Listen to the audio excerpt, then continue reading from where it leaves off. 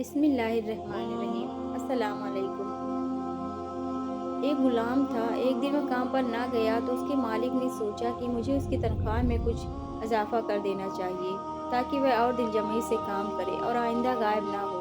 اگلے دن مالک نے اس کی تنخواہ سے زیادہ پیسے اسے دیے جو اس نے خاموشی سے رکھ لیے، لیکن کچھ دنوں بعد وہ دوبارہ غیر حاضر ہوا تو اس کے مالک نے غصے میں آ کر اس کی تنخواہ میں کیا گیا اضافہ ختم کر دیا اور اس کو پہلے والی تنخواہ ہی دی۔ غلام نے اب بھی خاموشی اختیار کی تو مالک نے کہا، جب میں نے اضافہ کیا تو تم خاموش رہے اور اب جب کمی کی تو پھر بھی خاموش ہو کیوں؟